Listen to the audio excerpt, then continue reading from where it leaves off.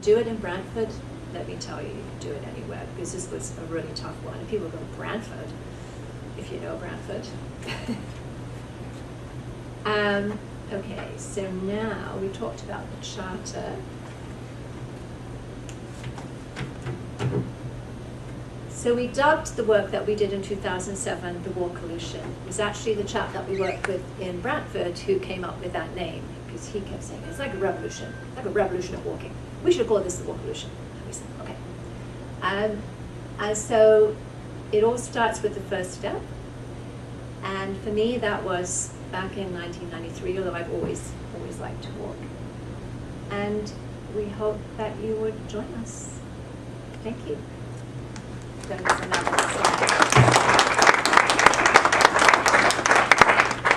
Are there any questions? Any comments? I was just asking that whole piece around the difference between the 70s to the 90s.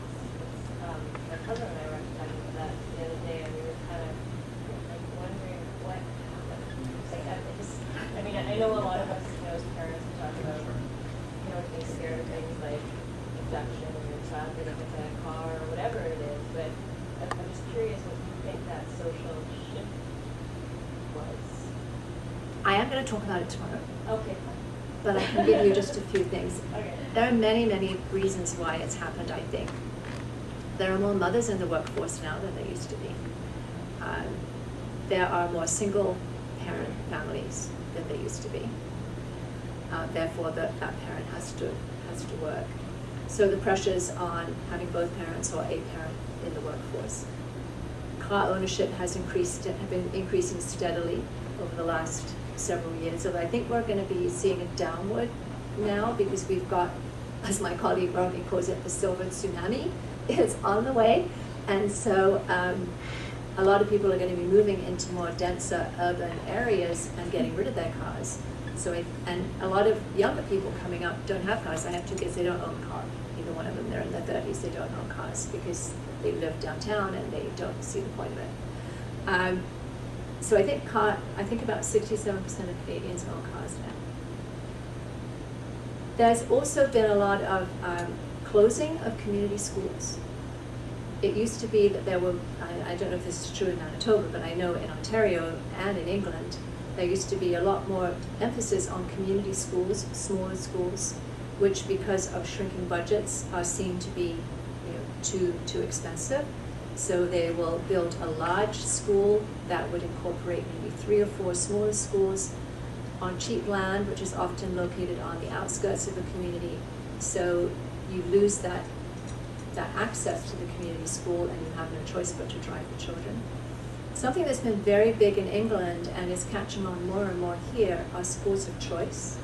So as a parent, you can choose to send your child to a school with a special language, with arts, or music, or drama, or whatever, which means that chances are it's not the local school. And just the whole fear, I think since 9/11 in particular, and even building up to that, the media plays such a huge role in this. I mean, I think when I was growing up, I think there were just as many cases of childhood abductions and terrible things happening. It's just that you didn't really hear about it. But now you could be in a tiny little community and a child can go missing, and it's all over the 6 o'clock news all around the world, I mean, it's everywhere.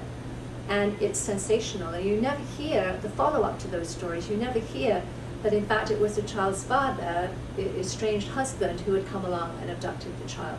You never hear the closure on it. So there's this lingering thought in the parent's head that there's all these bad people out there and they're going to take my children away.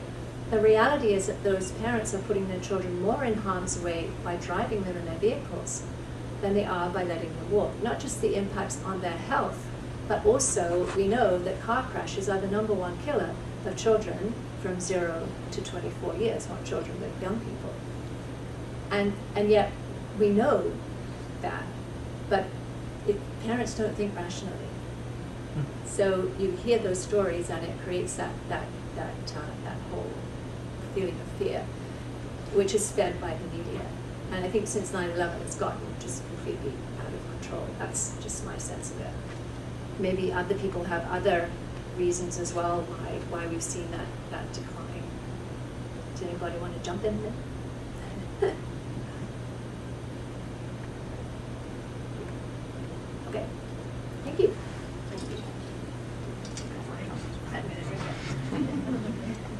Thank you very much, Jackie. It's another